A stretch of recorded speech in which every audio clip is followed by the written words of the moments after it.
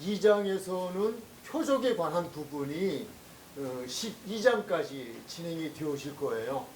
그래서 7번의 표적을 공부를 하게 되어지는데 이 표적을 공부하게 되어지는 배경에 대한 설명을 다시 한번 드릴 필요가 있고, 그렇게 하면서 오늘의 말씀으로 들어가도록 그렇게 할 것입니다. 우리 1장에서 지난주에 공부한 거는요, 예수님은 누구이신가에 대해서 그분은 하나님이시다. 그 하나님은 곧 창조주 하나님이셨다라고 하는 부분을 말씀을 들었습니다. 그런데 이 창조주 하나님께서 예수님 곧 창조주 하나님께서 말씀이 되어 이 세상에 오셨다라고 하는 거예요. 이 세상에 오셨는데 이제 그걸 우리가 예수님이라 이렇게 얘기를 하죠. 이 땅에 오셨는데 이 말씀이 육신이 되어 오셨어요. 근데 말씀이 육신이 되어 이 세상에 오신 이유가 있으실 거 아니에요. 목적이 있잖아요. 그 목적은 마태복음 1장 21절을 근거로 해서 보면 저가 자기 백성을 저의 죄에서 구원하기 위해서 오신 거예요. 오셨는데 우리가 요한복음에서 보면 말씀이 육신이 되어서 우리 가운데 오셨다라고 하는 그분이 또 어떤 모양으로 왔냐면 하나님 앞에서 세상 죄를 지고 갈 어린 양으로서 오셨다. 우리의 죄를 대신하시기 위하여 제물이 되어 주시기 위해서 오셨다라고 하는 거예요. 그래서 오신 그 예수를 중요한 것은 이 사실을 믿는 이들이 곧 영원한 생명을 얻게 되어진다 라고 하는 것이 1장에서의 공부의 내용이었어요. 그런데 이제 또 하나 우리가 이제 기억해야 할 것은, 그래서 1장 11절에서 말씀하기를 저가 자기 백성에게 왔는데 자기 백성들이 영접하지를 않아요. 영접하지 않으니까 1장 12절에서 다시 말씀하기를 무엇이라고 하냐면 영접하는 자, 곧 그 이름을 믿는 자들에게는 영생을 주신다. 하나님의 자녀가 되는 권세를 주신다. 이렇게 말씀을 했어요. 그런데 사람들이 자기 백성에게 오셨어요. 자기 백성에서 저들의 죄를 사해 주셔서 어린 양 시승의 제물이 되어 오신 그분을 믿어야 되는데 오신 그분을 사람들이 믿지 않아요. 즉 영접하지 않았다는 거예요. 믿지 않으니까 믿게 하기 위해서 하나님께서 한 가지 방법을 동원하신 것이 있어요. 그 방법을 동원하신 것이 곧 무엇이다? 표적이다. 자, 이제 말씀으로 돌아가서 한번 찾아보도록 할 텐데요. 요한복음 20장 30절 31절 한번 그래도 다시 한번 찾으셔서 우리 한번 읽어보시도록 하시겠습니다. 요한복음 20장 30절 31절입니다. 자, 찾으셨죠? 네. 찾으신 분들은 읽으시면 됩니다. 시작.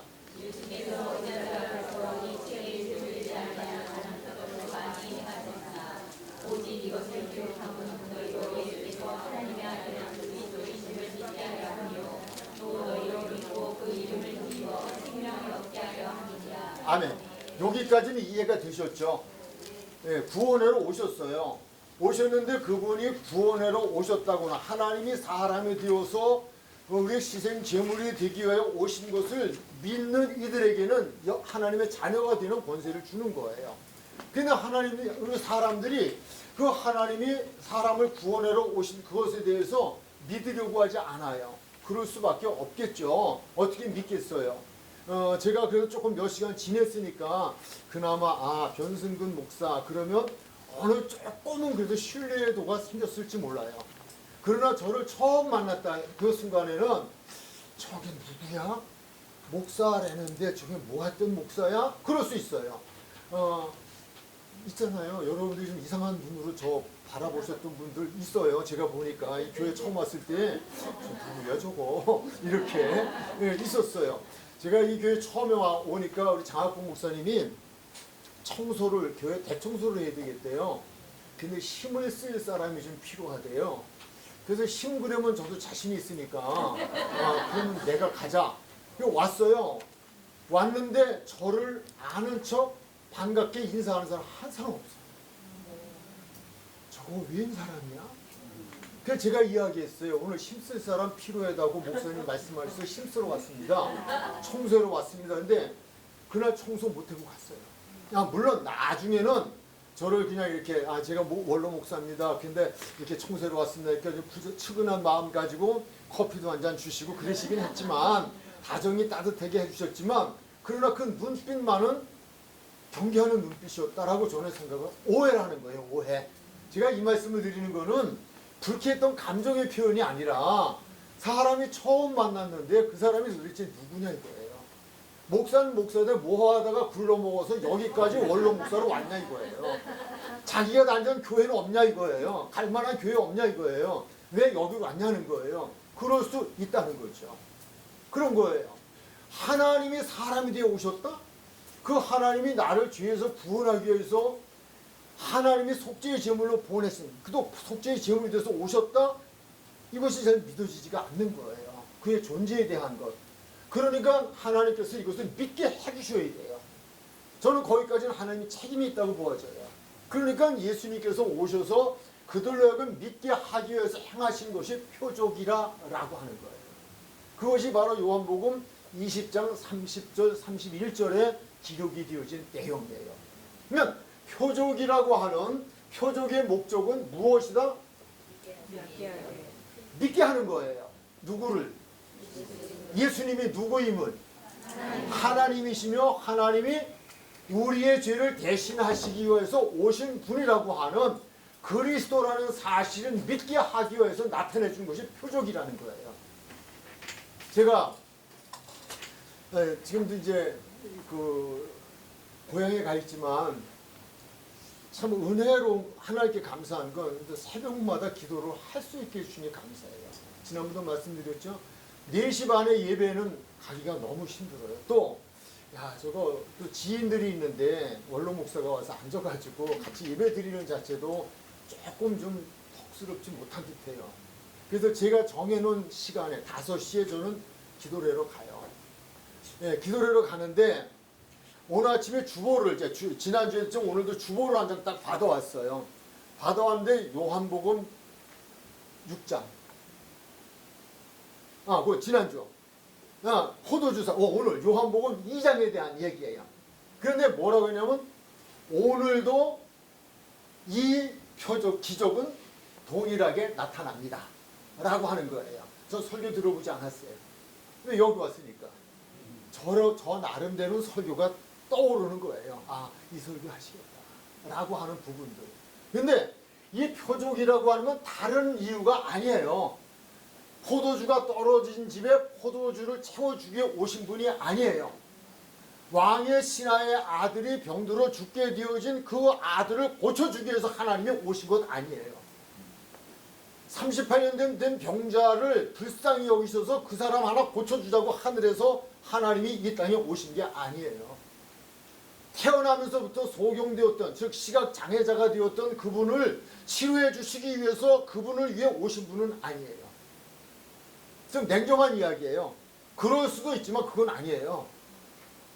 그분은 무엇을 했느냐?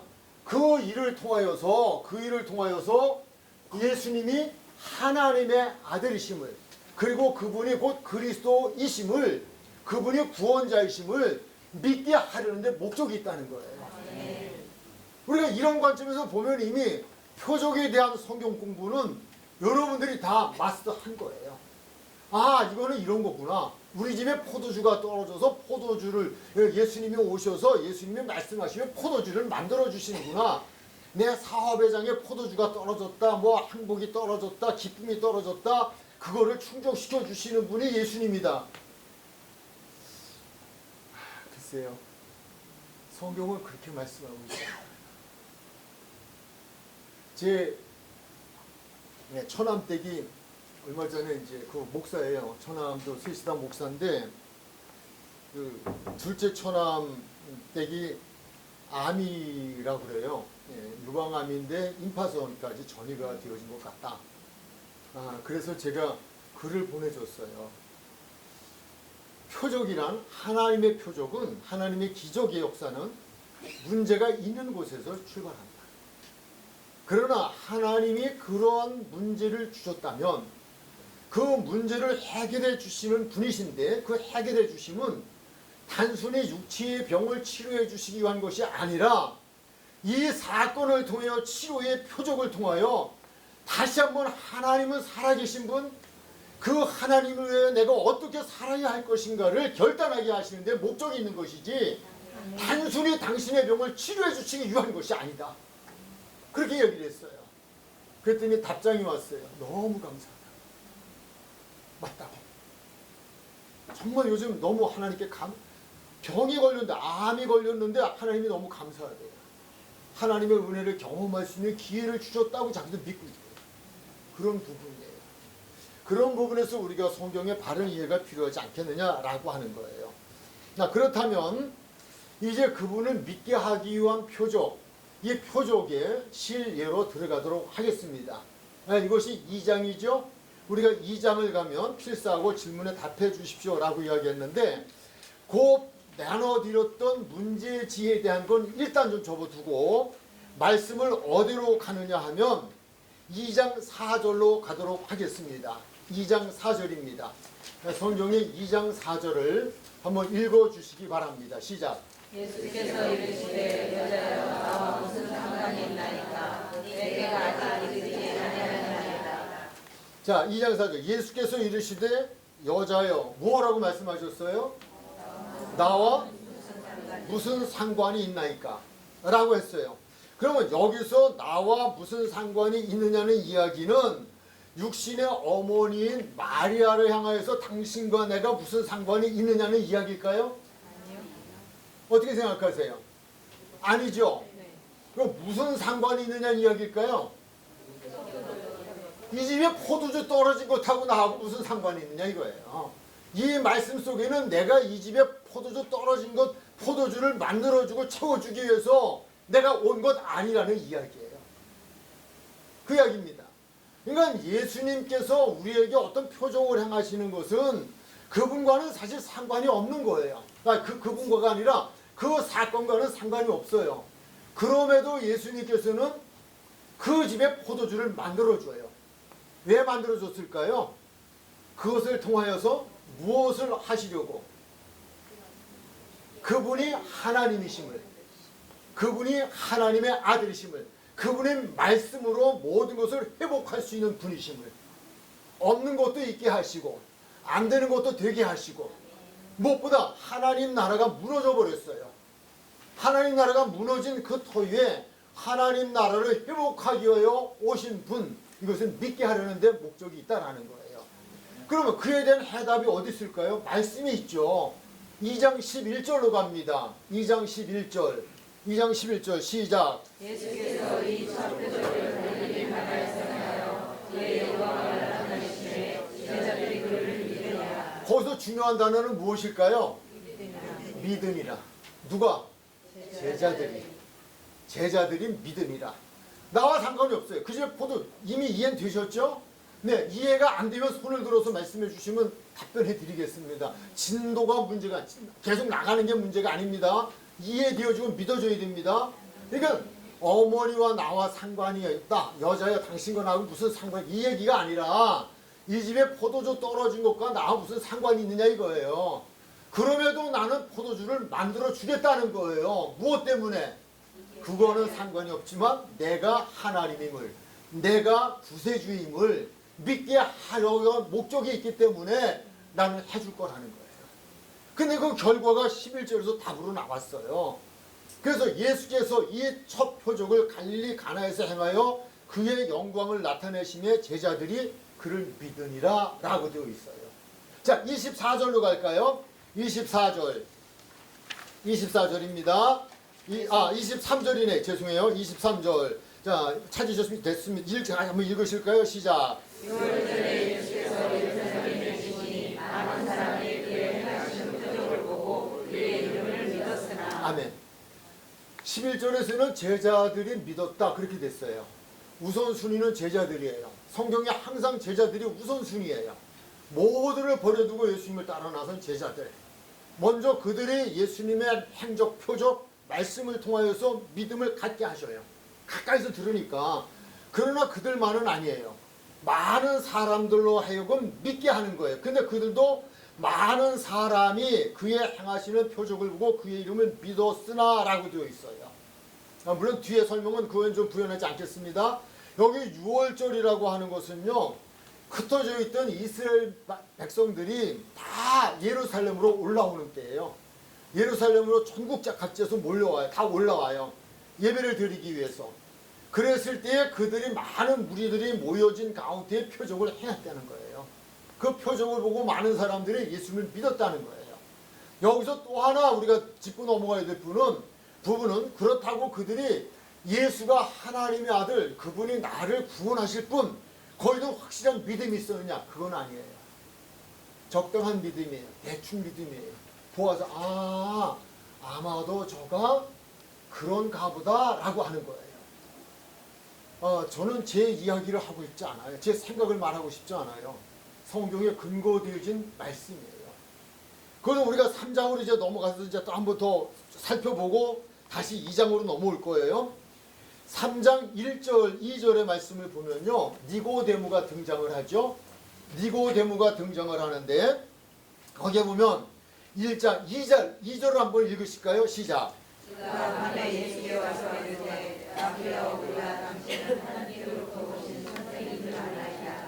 하나님이 함께 하시지 아니하시면 당신이 행하시는 이 표적을 아무도 할 수 없음이니라.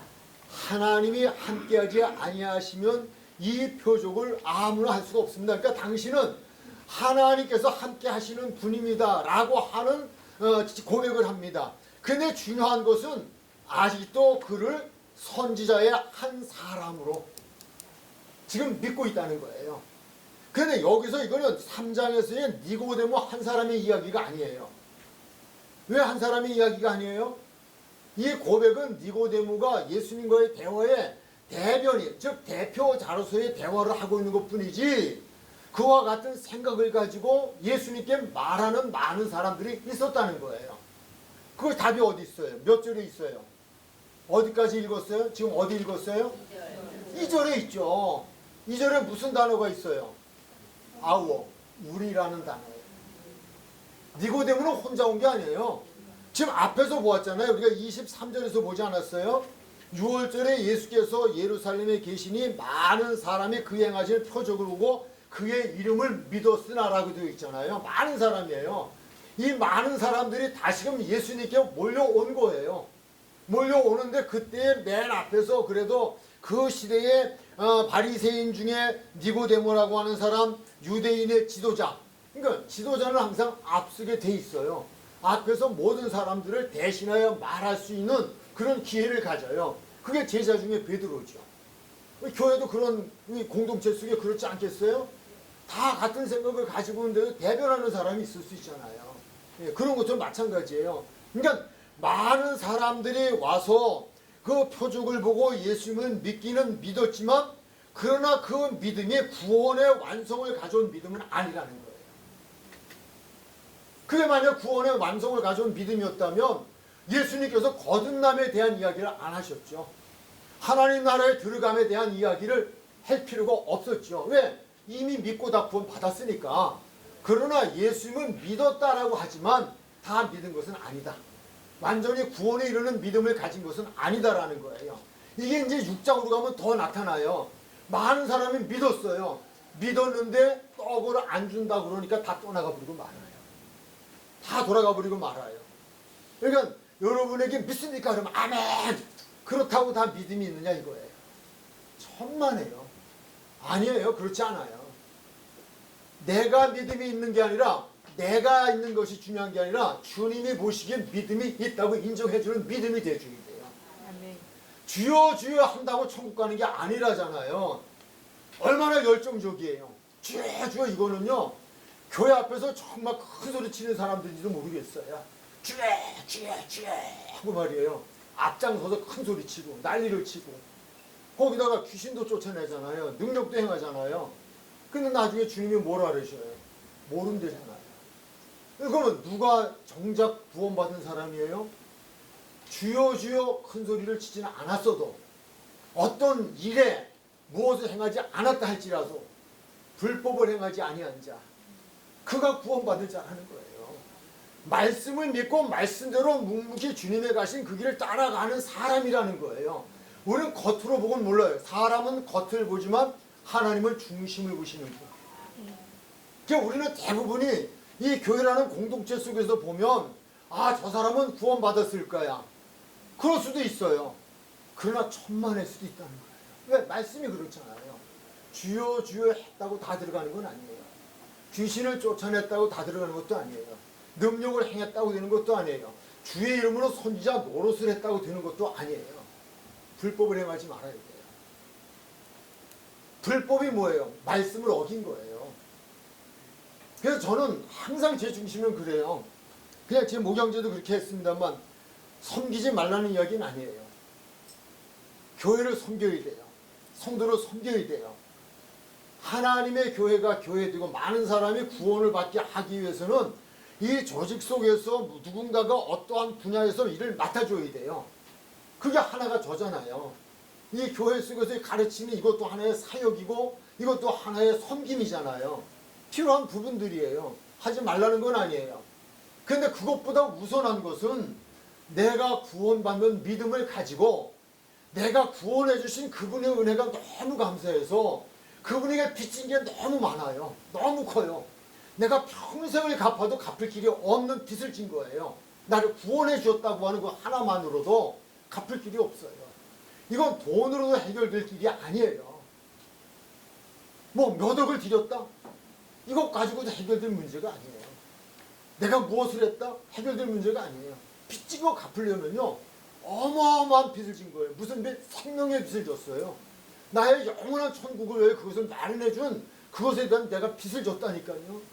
이게 믿어지면요 안 섬길 수가 없어요. 안 할 수가 없어요. 안 드릴 수가 없어요. 여기서 출발이 돼야 된다는 거예요. 근데 그것이 되기 이전에는 주님이 받으시지 않은 것들이 될 수 있다는 거예요. 우리 이걸 기억하셔야 돼요. 자, 이제 다시 이제 돌아오면 된다. 여기까지 이해가 되셨죠? 예, 그래서 우리가 요 믿음이라고 하는 믿었다라고 하는 이 부분도 그들의 믿음이 정말 거듭남의 믿음은 아니었다라고 하는 막연하게 그래 이제 제가 아까 서두에 말씀드렸잖아요. 예, 제가 이제 여러분에게 저 신뢰합니까? 그러면 그냥 뭐 개인적으로 신뢰합니다. 그런데 신뢰하는 퍼센테이지가 다르잖아요. 퍼센테이지가 얼마큼 저를 신뢰할 것이냐, 몇 퍼센트 신뢰할 것이냐 하는 거예요. 그렇다고 저를 신뢰해 달라는 이야기 하는 거 아닌 거 아시죠? 오해하지 마세요. 담임 목사님만 신뢰하세요. 저 신뢰할 것도 없어요. 그러나 신뢰라는 얘기를 하자니까 그런 거예요. 그러니까 예수님이 오셔서 그분이 하시는 거 보니까 저분이 얘기하신 정말 하나님인 것 같아. 나 하나님인 것 같다. 난 하나님으로 믿어. 그런데 아직도 이 마음에는 완전한 믿음이 오지 않은 거예요. 돌아서면 의심이 생기고 돌아서 집에 가면 더 의심이 생기고 그것이 다 잃어버려지고 또 가서 보면 그런 것 같고 이런 거예요. 바로 여기서 믿음이란 그 믿음을 이야기하는 것이다. 그러나 중요한 것은 표적이라고 하는 이 표적의 목적은 다른 것이 아니라 이 표적을 보고 제자들이 많은 사람들이 그리고 유대인의 지도자였던 관원이었던 니고데모가 많은 사람들과 돌아와서 당신은 하나님이 보낸 사람입니다. 여기까지 고백하잖아요. 그러나 그가 아직 하나님이십니다. 당신은 하나님이십니다. 이 고백은 아직 이루어지지가 않았어요. 그러나 이거 필요하다는 거예요. 세대의 차이가 있으신 분들은 잘 모르시겠지만 저는 이제 강원도 홍천 산골짜기에서 태어나서 거기서 자라서 옛날에는 시골장이 그래도 꽤나 컸어요. 시골장이 컸는데 옛날에는 시골장에 약을 파시는 약장수 분들이 오셨어요. 약장수 분들이 오시면 그 약장수 분들이 북 이렇게 뒤에다 북 짊어지고 이렇게 하면서 그러면서 시장을 몇 바퀴 돌아요. 그러면 애들이 모이고 다 모이잖아요. 그분들 하나 유명한 얘기 있잖아요. 얘 애들은 집에 가라. 안 살 거니까. 그냥 앞에서 시끄럽잖아요. 그러니까 살 사람만. 근데 살 사람들이 누구냐? 노인네가 제일 많이 산대요. 그러니까 노인네들은 많이 오라 이거예요. 그냥 약 팔러 왔다. 구경하러 와라. 약장수 이거 된 거예요. 그냥 노래 부르는 아가씨 하나 이렇게 같이 다니면서 노래도 불러주고요. 그럼 사람들 모여오는 거예요. 표적이라는 건 이것과도 관계가 있어요. 표적을 행하면 사람들이 수없이 몰려들어요. 일단 교회라는 공동체는 몰려와야 돼요. 왜요? 들을 대상이잖아요. 그가 누구이신지, 그 예수님은 표적을 행하신 다음에 그 표적을 통하여 당신이 누구지를 나타내셨잖아요. 그래서 성경을 보면요, 마태복음 4장에서도요, 산상설교 5장에 들어가기 전에 수많은 무리가 예수님께로 몰려오는 것은 기록이 있어요. 근데 다른 것 때문에 오는 게 아니에요. 병자를 고쳐주는 표적이에요. 각색 병자들을 고쳐줘요. 귀신을 쫓아내요. 그러니까 사람들이 병곤침을 받으려고, 또는 병곤침을 주려고, 또는 병곤치는 걸 구경하기 위해서 사람들이 몰려오는 거예요. 몰려왔을 때 예수님께서 제자들을 앞에 불러 앉히시고 모인 무리들에게 산상설교를 하시는 거예요. 표적이란 이런 목적이에요. 표적을 통하여 모이게 하고, 모인 그들에게 표적을 통하여 저것은 사람으로 할 수 없는 하나님만이 하실 수 있는 일, 저 하늘을 보니까, 되어진 일을 보니까 저가 하나님이라고 하는데 아마도 하나님인 것 같다. 여기서 시작하여서 몇 번 반복되는 표적의 현장을 따라다니다 보니까 믿음이 생겨진 거예요. 믿음은 들음에서, 들음은 그리스도의 말씀으로 말미암는 거예요. 그래서 표적을 한 번도 끝내지 않으셨어요. 우리는 요한복음에서 표적이 7번 나와요. 7번 나오지만 7번이 달까요? 어떻게 생각하세요? 아니요. 왜 아니요예요? 그 근거가 어디 있어요? 아니라는 근거가 어디 있어요? 모든 건 성경에서 답을 하시라니까요. 성경을 벗어난 내 생각은 그건 잘못될 수 있어요. 그건 답이 될 수가 없어요. 오답일 수 있어요. 어디에 있어요? 요한복음 20장 30절에서 31절에 있잖아요. 무엇이라고 되어 있어요? 이 표적 말고도 무엇했다? 30절 예수께서 제자들 앞에서 이 책에 기록되지 않은 다른 표적도 조금 행하셨다. 조금 행하셨다. 많이 행하셨다. 7개가 다가 아니에요. 7표적이 다가 아니에요. 그러니까 이 중간중간 말씀이 오늘 말씀에도 보니까 그들이 예수님의 표적을 보고, 그러나 제자들은 첫 번 표적을 보고지만 그 다음에 사람들은 첫 번 표적이 아니에요. 6월절에 몰려온 이들에게 예수님이 무언가 생략된 표적이 있었다는 거예요. 그 표적을, 그러니까 예수님은 수없는 표적을 행하시고 그 표적들을 통하여 사람들이 모였고, 모여온 그들에게 표적을 통하여, 표적과 함께 말씀을 통하여서 그 일을 행하신 거예요. 예수님만이 그 일을 행하신 것은 아니에요. 예수님께서 세상을 떠나실 때가 되어지시자 사랑하는 제자들에게 이런 말씀을 하셨어요. 너희는 나와 같은 일을 할 것이고 나보다 더 큰 일도 할 것이다 라고 말씀을 하셨어요. 마태복음 10장에서 제자들을 부르시며 제자들에게 귀신을 쫓아내는 권세도 주셨어요. 병든 자를 치료하는 권세도 주셨어요. 각가지의 기사와 표적을 나타낼 수 있는 능력을 주셨어요. 무엇 때문에 주셨을까요? 무엇 때문에? 그들을 무엇하게 하려고? 신뢰하고, 신뢰하면, 사람을 신뢰하면 그 사람의 무엇을 신뢰할까요? 말을 신뢰해요. 여러분, 믿는다는 게 뭐예요? 그게 뭐예요? 뭘 믿는 거예요? 얼굴 믿는 거예요? 말을 믿는 거예요. 말. 그래서 말 믿다가 아주 인생 망친 사람들도 많아요. 예, 연애할 때 그냥 또 너무 그냥 제가 정직되게 한 것 같아서 그런데, 저도 사기를 치네 친 건 아니에요. 정말 그때는 사기 칠 마음이 0%도 없었어요. 그때는 정말 그럴 것 같았어요. 제 아내한테 이렇게 얘기했어요. 제 아내한테는, 당신이 돈이 필요하다면 이 우주 공간에 돈으로 가득 채워줄 거야. 뻥. 근데 그때 그걸 믿었나 봐요. 그 말, 제가 말에 대한 이야기 하는 거예요. 말에 대한 이야기. 그 사람을 믿는다는 것. 그러니까 난 당신을 믿어요. 그래도 결혼했잖아요. 믿고 보니까 돈이 어디 깡통에도 하나 못 채워주면서 온 천하 우주 공간에 다 채워준다고. 이런 사기를 친 놈이 어디 있어요. 근데 제가 하는 이야기는 믿는다는 건 말이라는 건 말. 나는 당신을 믿어. 믿는다면 그 사람의 말을 다 믿는 거잖아요. 팥으로 무엇을 쏘어도 매주를 쓴다 해도 믿어지는 거예요. 그게 믿음이에요. 그러니까 여기서 그 표적을 통하여 제자들에게도 표적 행하심을 주시고, 그리고 이분은 이 목사님은 또는 이 하나님의 종은 하나님이 함께 하시는 분, 그러므로 이분은 하나님이 들어 쓰시는 분, 그러므로 하나님이 이분을 통하여서 역사하신다고 하는 그것을 믿게 하는 거죠. 그래서 그분의 무엇보다도 말씀을 믿게 하는데 목적이 있는 거예요. 다른 목적이 있지 않아요. 제가 목회를 하면서 제일 조심스러웠던 게요, 저는 뭐 그렇게 부흥 애도 많이 가지 않아요. 아직 나가지도 못했어요. 예, 그런데 제게 하나 은사를 주셨던 게 있었는데, 이렇게 뭔가 하면 기도를 하는데 이렇게 머리에 손을 얹으면 다 쓰러져요. 저도 잘 모르겠어요.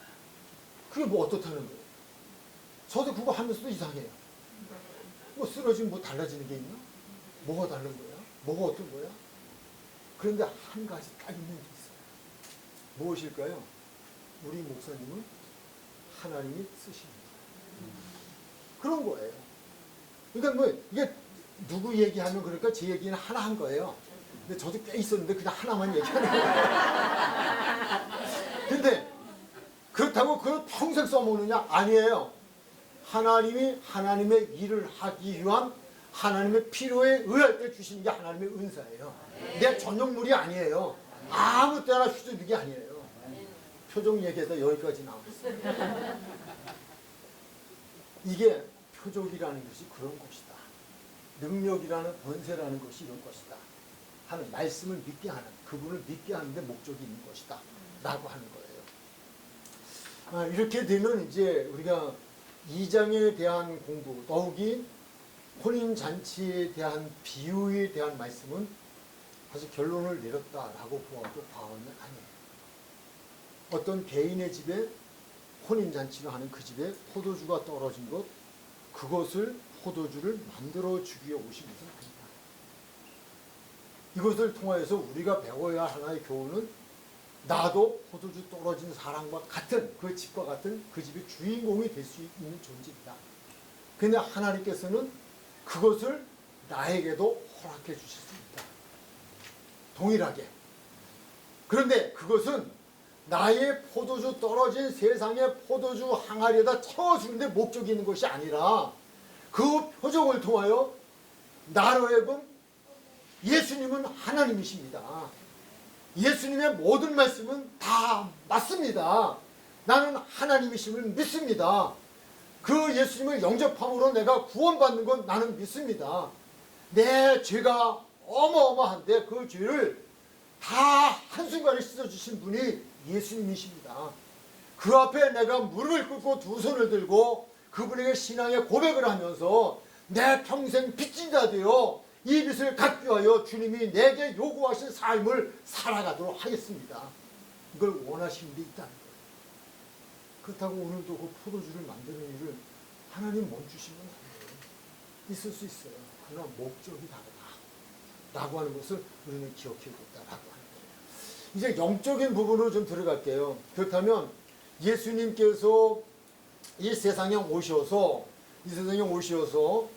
첫 번째 행하신 그 혼인잔치집에 포도주가 떨어진 것에 포도주를 만들어줬다? 이것은 어떤 의미를 가지고 있을까라고 하는 거예요. 1장에서는 두 가지잖아요. 성전 정화와 그리고 물로 포도주를 만드신 거예요. 결론부터 내리면 이런 거예요. 하나님의 나라가 무너졌어요. 진행이 되다 스탑이 돼버렸어요. 혼인잔치집에서 포도주가 떨어졌다는 것은 한참 흥이 돋는 혼인잔치가 진행되어지다가 그 혼인잔치에 포도주가 떨어짐으로 하여금 그 잔치는 파산을 맞이합니다. 끝나버리는 거예요. 손님들이 다 좀 떠나가 버리고 마는 거예요. 깨지는 잔치예요. 이런 거예요. 그런데 거기에 예수님이 청함을 받았고 예수님이 그곳에 가서 그곳에 포도주를 만들어 주심으로 통하여서 그로 인하여 다시 잔치집이 회복되어졌다라고 하는 것. 이것은 무슨 의미를 가지고 있을까라는 거예요. 예수님을 믿게 하는 데 목적도 있지만 바로 그분은 이 땅에 오신 목적이 천국의 회복을 위하여 오셨다. 천국의 회복은 두 가지로 볼 수 있어요. 이 땅에 하나님의 나라가 건설되어지는 것. 그런데 이 땅에 하나님 나라가 건설되어지는 것은 근본적으로 사람들의 마음에 하나님 나라가 건설되어져요. 그 사람들의 모임이 곧 하나님 나라가 이루어지기 때문에 그래요. 그래서 우리가 주기도문 할 때 그러잖아요. 하늘의 뜻이 땅에서도 이루어지게 하옵소서라고 하는 거잖아요. 우리는 하나님 말씀에서 먼저 그의 나라와 의를 구하라라고 하잖아요. 그의 나라가 내 안에 이루어져야 되거든요. 그러면 그 혼인 잔치에서의 중요한 포도주, 그 포도주가 떨어졌다고 하는 건 무엇을 의미하는 것일까? 라고 하는 거예요. 포도주 자체는 예수님이에요. 예수님은 생명의 참 포도나무. 예수님은 생명의 참 포도주예요. 포도주가 떨어졌다는 것은 아니 떨어졌다라고 말하지 않아요. 무엇이라고 말씀했냐면요. 포도주가 없다 이렇게 이야기를 해요. 그렇죠? 어디 몇 절에 있을까요? 예수님 어머니가 이야기하죠. 그 마리아가 이야기하죠. 몇 절에? 3절을 보실까요? 시작. 포도주가 떨어진지라 예수의 어머니가 예수에게 이르되 저들에게 포도주가 없다 하니. 포도주가 떨어졌다? 없다 떨어졌다? 없다예요. 떨어졌다라고 말하지 않아요. 없다예요. 포도주가 없다는 자체는 그 포도주의 주인공이 없다는 이야기예요. 천국의 주인이 누구예요? 주인공이 누구예요? 예수님이에요. 천국이 뭐예요? 하나님이 다스리는 나라가 천국이에요. 하나님이 없는 곳은 천국이 아니에요. 하나님이 계신 곳이 천국이고 하나님이 계셔서 하나님이 다스리는 곳이 천국이에요. 그러면 하나님이 계시지 않고 하나님이 다스리지 않는 반대는 마귀가 있고 마귀가 다스리는 곳이에요. 그건 어디예요? 지옥이에요. 그 이야기예요. 없다 그래요. 예수님이 이 집에 포도주가 떨어졌다 이 단어를 쓰지 않았어요. 그냥 어쩌다가 실수하여서 문법상 그냥 표기상 이렇게 기록된 게 아니에요. 성경은. 실현이 없어요. 실수가 없어요. 없다예요. 없다. 포도주가 없다. 있었죠. 있었는데 떨어졌다라고 말하지 않아요. 떨어졌다는 말은 아직도 희망이 있을 부분이 있어요. 그냥 없어진 거예요. 그런데 예수님이 오셨어요. 없는 것을 있게 하셨어요. 없는 것을 있도록 만들어 주셨어요. 무엇으로? 말씀으로.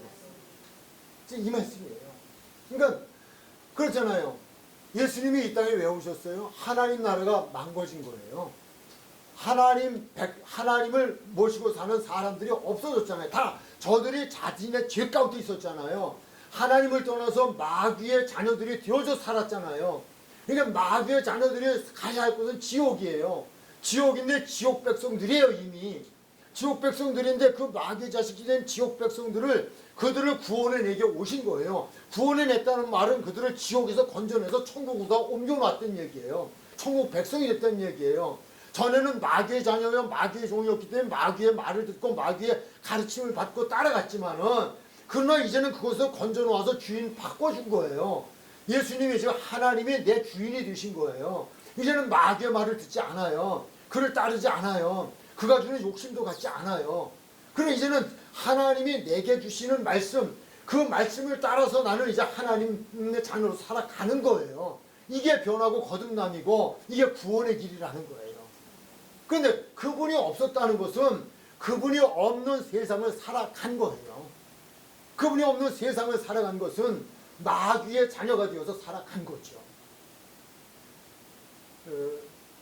요한복음 13장에서 대표적인 마귀의 사건이 등장을 하죠. 13장 2절에 보면 가론 유다가 등장이 되어져요. 가론 유다가 등장이 되어지는데 이 가론 유다의 마음에 누가? 마귀가 무엇을? 예수를 팔려는 무엇을? 생각을 넣어줘요. 생각. 그 생각을 넣어줬을 때에 넣어줄 수 있어요. 얼마든지 넣어줄 수 있어요. 여러분, 여인을 보고 간음한 자는 무엇한 자가 간음한 자일까요? 음욕을 무엇한 자예요? 품은 자예요. 음욕이 생길 수 있어요. 뭐 성경에는 그냥 뭐 남자 얘기만 했는데 여자도 똑같아요. 음욕이 생길 수 있어요. 그냥 사람을 놓고 오면 돼요. 아, 저 사람 참 멋있다. 그럼 연애 한번 해보고 싶다. 생길 수 있어요.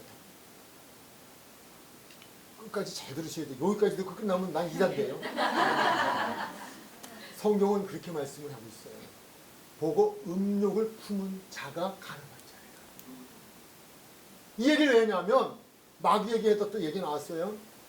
가룟 유다에게 마귀가 예수를 팔려는 생각을 넣어줬다 그랬어요. 생각을 줬어요. 그러면 우리 믿음의 사람들은 어떻게 해야 할까요? 누구의 말씀이 생각나게 돼요? 하나님 말씀이, 예수님 말씀이. 그러면 그 말씀이 생각나면 어떻게 해야 돼요? 그 말씀을 따라가야 돼요? 안 따라가야 돼요? 따라가야 돼요. 그러면 그 말씀 앞에서 부딪히는 게 누가 준 생각이에요? 마귀가 준 생각이에요. 그러면 예수를 팔려는 생각을 주었을 때에 가룟 유다가 하나님의 사람, 즉 예수를 믿는 사람이었으면 어떻게 해야 될까요? 뭐라고 했을까요? 뭐라고 했어야 될까요? 사탄아 물러가라. 이 생각은 하나님이 준 생각이 아니라 마귀가 준 생각이요. 마귀가 준 생각은 나를 멸망으로 가게 하는 생각이라는 것을 믿었어야 돼요. 적어도 알았어야 돼요. 생각은 가져올 수 있어요. 얼마든지 가져올 수 있어요. 왜? 이건 내가 생각하는 것이 아니라 누가 가져다 주는 거니까. 마귀가 가져다 주는 거니까.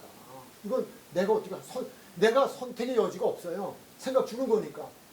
근데 이런 생각을 주었을 때 믿음의 사람들은 하나님의 지배를 받는, 즉 성령의 지배, 예수님의 말씀을 따라 사는 사람들은 예수님의 말씀에 그러면 된다고 그랬어요? 안 된다고 그랬어요?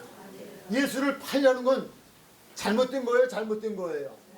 아주 잘못됐죠. 예수를 팔으면 어떻게 해요? 안 되죠. 팔아버리면 어떻게 해요? 그러니까 이건 마귀가 주는 생각은 물리쳐야 되는 거예요. 그런데 가룟 유다는 그 생각을 물리쳤을까요? 안 물리쳤을까요? 안 물리쳤죠. 얼마나 받을까? 예수를 팔려, 마귀가 예수를 팔려는 생각을 줬는데 그럼 얼마를 받으면 적정 가격이 될까? 야, 이것도 성경에 어디 있을까? 야, 옛날에 요셉이 팔려갈 때 얼마 받았지? 나름대로 성경적이라고 생각하고 성경을 연구했을지도 몰라요. 성경에 혹시 있나? 팔아먹는 게 있나? 팔려가는 게 있나? 떠올랐어요. 30일. 아, 그게 거기 있구나. 은 30일 판. 그때 27절인가요? 13장 27절로 기록되는데 거기에 보면 맞나요? 27절 누가 한번 보실래요? 자, 시작. 조각을 받은 후 사탄의 그릇에 들어가니라. 아멘. 맞네요. 예. 마귀가요, 처음에 주는 건 생각이었어요. 처음에 주는 건 생각인데 이 생각을 뿌리치지 않고 얼마를 받아야 되지? 야, 저 예수 팔면 내가 그냥 부자가 되겠네. 야, 저거 팔아서 내가 뭐 할까? 이 생각에 사로잡히다 보니까 그 생각을 버리지 못하니까 옳다구나, 너로구나. 마귀는 그 안에 들어가서 자리를 잡는 거예요. 그 다음에 조종을 해요. 그리고 27절에서 마귀가 그의 마음에 들어갔다. 그 안에 들어갔다라고 하면서 나오는 것이 뭐냐면 그가 예수를 팔러 나가는 거예요. 다음 절로 보면 그렇게 돼 있어. 나가는 거예요. 나가는데 그때가 밤이에요. 그의 인생의 밤이에요.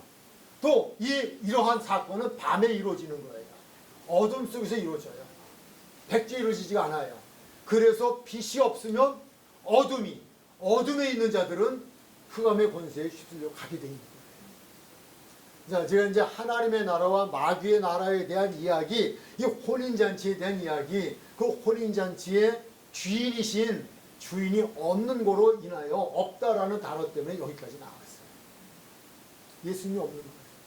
혼인잔치는 천국잔치예요. 성경에서 혼인잔치 나오면 천국잔치예요. 이 천국잔치를 이 땅에 완성시키기 위해서 오신 분이에요. 그분이 신랑으로 오셨어요. 마태복음 25장에서는 열처녀에 대한 비유에서 예수님이 신랑이잖아요. 계시록에서도 마찬가지입니다만 신랑으로 오신 분이에요. 그런데 이 혼인집에 포도주가 없다는 말은 곧 예수님이 없다는 이야기입니다. 포도주가 없어요. 그러나 포도주인 그분이 가서 포도주를 있게 하신 거예요. 그렇다면 거기에는 신랑도 없어요. 주인도 없는 혼인집, 거기에 포도주도 없는 혼인집. 즉 예수님이 빠져버린, 하나님이 빠져버린 혼인잔치집이에요. 이거 천국이에요. 천국 혼인잔치가 이렇게 되어버렸다는 거예요. 예수님께서 마태복음 1장에서도요. 그분이 3장에서 마태복음에서도 3장에서 세례를 받으시고 4장의 시험을 받으신 후에 공생의 시작이 열려져요. 공생의 시작이 열려지는데 예수님께서 첫 마디가 뭔지 기억하십니까? 회개하라, 천국이 가까워. 예수님의 일성이에요. 예수님이 이 땅에 오신 것은 천국의 회복이에요. 천국의 회복인데 천국의 회복은 이 땅의 천국의 회복이기도 하지만 중요한 것은 사람들의 심령에, 자기 백성들의 심령 속에 천국이 없어졌는데 그 천국을 만드시게 오신 거예요. 회개하라 천국이 가까웠단 말은 천국은 예수님이에요. 예수님이 가까이 왔다는 얘기예요. 회개란 말은 돌아서서 가는 거예요. 내가 하나님 없이 살아가던 삶에서, 즉 천국이 아닌 천국을 등지고 살아가던 삶에서, 그래서 하나님을 등졌던 예수님을 등지고 살아가던 삶에서 이제 천국이신 그분이 오셨어요. 천국을 이루시러 오신 그분에 돌아서라는 거예요. 회개라는 말은 그런 거잖아요. 리펜, 가든 방향 전환이에요. 방향 전환해서 그분에 돌아오라는 거예요. 그분에게 돌아오는 자에게는 다 천국이 이루어진다는 거예요. 바로 예수님은 천국을 회복하기 위해 오셨다. 이것이 혼인잔치의 가장 중요한 목적이었다. 그리고 거기에는 회복은 다른 것이 아니라 예수님이 없었는데 예수님이 오셨어요. 예수님이 오셨고 그 예수님이 그 천국 회복은 무엇으로 완성을 시키셔요? 포도주는 무엇으로 만드셨어요? 말씀이에요. 말씀이 육신기에 오셨어요. 우리 안에 무엇보다도 저와 여러분 각자 마음속에 하나님 나라가 이루어져야 돼요. 유대인들이 질문하잖아요. 바리새인들이 예수님께 천국이 어디 있습니까? 라는 질문하잖아요. 천국은 여기 있다 저기 있다가 아니에요. 어디에 있다? 너희 안에 있다. 천국은 딴 데니까 너희 안에 있다.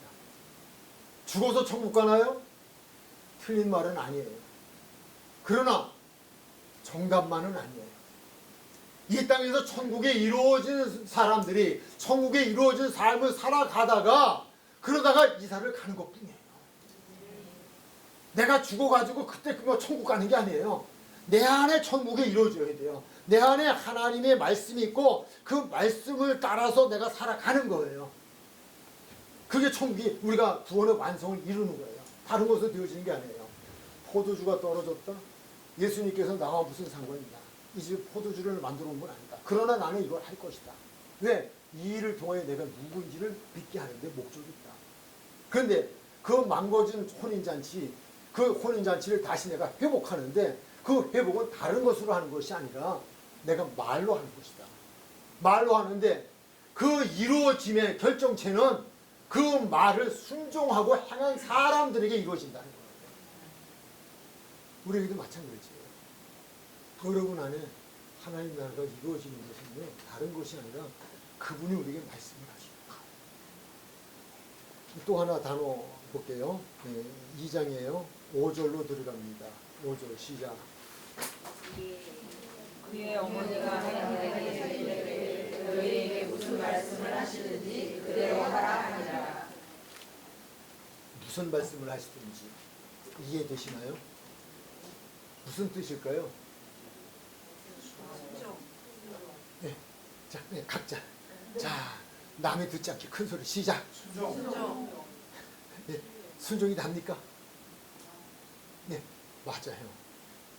조금 더 우리가 자유스럽게 얘기할 수 있다. 무슨 말씀을 하시든지 순종이죠. 결론은 뭐예요? 내 생각 같지 않아요. 말 같지 않아요. 내 생각 같지는 말 같지 않은 거예요. 아이, 그 말이라고 하네. 아무리 하나님이라도 그렇지. 물감도 갖다 타야지. 이게 뭐 항아리다 갖다 채우면 되냐? 응? 그 5개만 채우면 안 돼? 바쁜데 3개만 채우지. 그 6개 다 채워야 돼? 아니, 채웠어요. 포도주 안 됐어요, 안 됐어요? 채웠어요. 포도주 안 됐어요, 안 됐어요? 아니, 안 됐다니까요. 안 됐어요. 채울 때까지 안 됐어요. 언제 됐어요? 떠다 줘라. 떠가지고 갈 때 됐을까요? 안 됐을까요? 안 됐을까요? 안 됐을까요? 안 됐어요. 됐으면 이거 했죠. 순종하죠. 말씀대로 하죠. 갔다 항아리 채울 때 채웠는데 뒤다 보니까 아직도 허해. 아직도 물이야. 근데 그걸 떠다 주래. 떠다 가져가서 혹시나 뜨면 될까? 가져가면서 될까? 안 돼요. 언제 됐을까요? 줬을 때 됐어요. 줬을 때. 순종이 그렇게 쉬운 거예요. 그러면 다 구원받았게요. 다 예수 믿었게요. 그렇죠? 아, 저만 그런 것 같아요. 그런 거예요. 성경 한번 결론을 좀 보자고요. 무슨 말씀을 하시든지 그대로 하라. 이 말씀 속에는 무엇일까요? 예수는 천지 만물을 창조하신 하나님이시라는 거예요. 무엇으로? 말씀. 그래서 저는 목회할 때 많이 제가 하는 이야기, 성도들에게 따라합시다 하는 얘기. 또 성원에서 그 얘기 몇 번 했습니다. 예수님이 그러시다면 그런 거예요. 하나님이 그러시다면 그런 거예요. 그럼 무슨 이유가 있어요? 뭔 토가 다른 필요가 있어요? 무슨 유권 해석이 뭘 필요해요? 말씀이면 되지. 그분의 말씀이면 돼요. 무슨 말씀하시든지. 7절로 가요. 예수께서 그들에게 이르시되 항아리에 물을 채우라 하신지 어디까지 채우는지 안 그럴 수 있잖아요. 채우라니까 뭐 채우는 것도 나름이죠. 절반 채워도 채우는 거고 적당히 채워도 채우고 근데 넘칠 때까지 그분이 채우라면 채우는 거예요. 그 다음 이제는 떠서 연회장에 갖다 주라 하시니 무엇했더니 갖다 주었더니라는 단어를 붙여요. 제가 말씀드리잖아요. 가는 중에 된 게 아니라니까요. 나아만 장군 혹시 들어보셨어요? 무슨 병 걸렸어요? 문둥병이라는 견례죠. 나병이라고 그러죠. 죄송해요. 괜찮아요. 우리 저 때도 다 그랬어요. 문둥병이라고 그랬어요. 우리 제가 고향에서 그때 어렸을 때는요 진짜 있었어요. 우리 동네에도 나병 걸리신 분들이 계셨어요. 근데 그분들이 그 나병을 고치는 특효약이 사람 간 빼먹는 거잖아요. 사람이 간 빼먹는 거라고 해요. 그래가지고요 그 사람들한테 안 붙들려 가려고요 해지기 전에 집에 들어갔어요. 혼자 다니질 못했어요. 그분들 나타났다면요 왜냐면 산 사람 갖다 이거 칼로 째가지고 간 빼먹는다. 빼먹는 거 한 번도 본 적도 없어요. 그런 얘기 들은 적도 없어요. 나병. 그분이 나병 고쳤잖아요. 고침 받았잖아요. 고침 예로 고침 받았어요. 누구께서 고쳐주셨어요? 하나님께서 하신데 하나님의 사람 누구를 통하여? 확실하지 않지만 그냥 믿는 대로 믿으세요. 엘리야예요, 엘리사예요? 뭐라고 해요? 하나님의 말씀을 듣고 요단강에 가서 몸을 몇 번 씻어라? 7번 씻어라. 7번 들어갔다 나오라는 거예요. 7번 들어갔다. 한 번 들어갔다 나왔더니 야 신기해요. 발목까지 싹 났네. 2번 들어가 놨더니 무릎 밑으로 다 났네. 3번 들어갔더니 배꼽 아래로 다 났네. 들어갔다 나올 때마다 달라지네. 할렐루야. 순종하기 쉽네. 어떻게 생각하세요?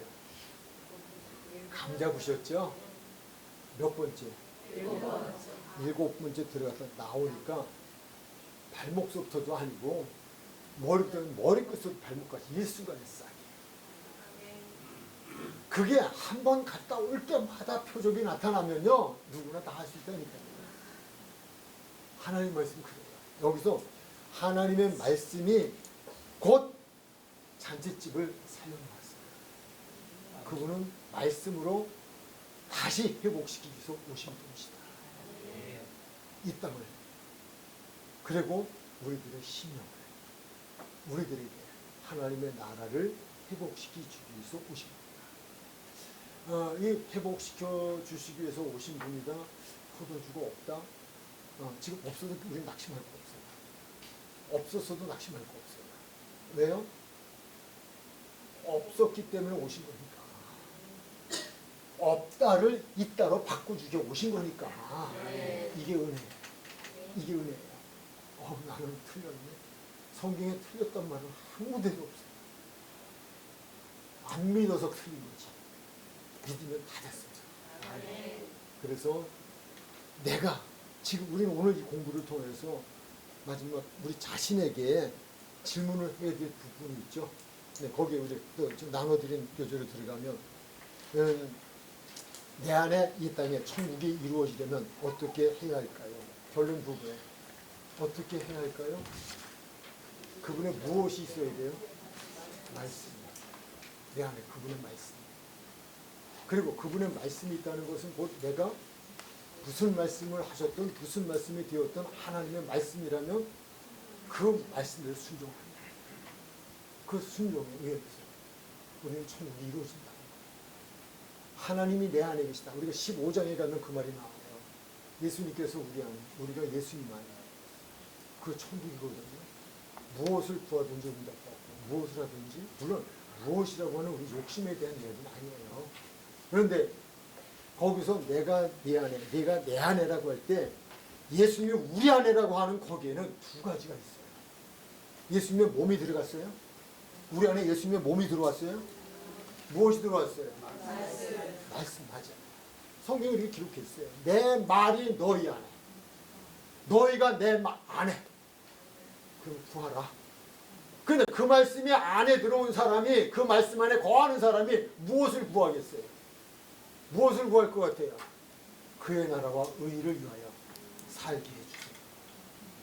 그럴 때 그의 나라와 의를 구하며 살아가는 사람들에게 이 세상을 살아가는데 무엇이 있어야 할 줄 아시는 아버지께서 도와주신다. 다 해주신다.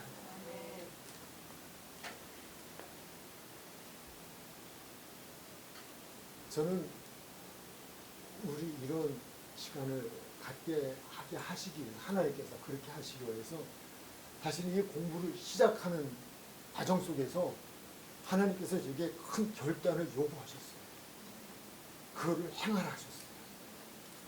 이건 제가 말하지 않고 유튜브에 들어가면 나와요. 보라고 한 건 아니에요. 그런데 그분이 제 몸에 소원을 주시고요. 그 일을 행하게 하시고 얼마나 행복한지 몰라요. 왜? 흠이 많던 나를 흠이 없게 하시고 불순했던 나를 순종하게 하시고 어그러지는 이 세대 속에서 하나님의 빛으로 살아가게 하십니다. 세상 모든 것 다 없어진다 하더라도 초막이나 궁궐이나 내 주 예수 모신 곳이 그 어디나 하나님. 그분이 계시니까 너무 합니다. 그래서 요즘은 여기가 좋소. 그 시골에다 운막을 짓고 살고 싶은 마음이 굴뚝 튀고. 전에는 싫었어요. 인프라가 없어서. 안 좋았어요. 근데 이제는 꼭 거긴 아니어도 어디라 내 주 예수 모시고 그분이 인도하시는 거예요. 그분이 있게 하시는 거예요. 그것이 되면 그분만으로 하는 거예요. 은혜가 임했으면 좋겠다 하는 것 한 가지가 또 있는데요. 제가 요즘 기도하면서 깨달은 게 있어요. 우리는 감정을 따라 사는 것은 아니다. 믿음의 사람은 감정을 따라 사는 게 아니다. 무엇을 따라 살아야 한다? 말씀. 오직 말씀. 그 생각이 들었어요. 왜냐하면요, 저를 기분 나쁘게 하는 일들이 생길 수 있어요. 사람일 수도 있고 물질일 수도 있고 세상일 수도 있어요. 그럴 땐 정말 싫어요. 정말 싫어요. 그런데 싫으면 안 돼요. 왜? 하나님은 범사에 감사하라 하셨어요. 항상 기뻐하라 하셨어요. 거기에도 하나님의 뜻이 있다는 거예요. 감정을 따라 살면 저는 무언가 결단을 해야 돼요. 그런데 하나님은 감정 따라 사는 게 아니야. 믿음은 말씀 따라 사는 거야. 소중히 여겨, 소중히 여겨.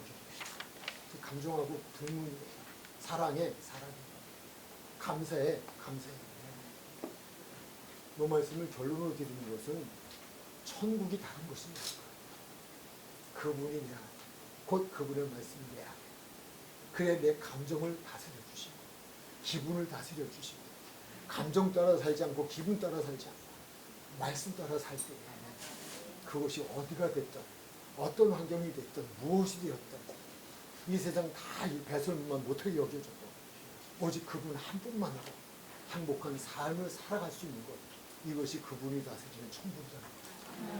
이 천국이 그분의 말씀 안에서 말씀으로 회복되어지는 공부하는 저와 여러분이 되었으면 좋겠어요. 그렇게 되기를 한 주간 기도했어요.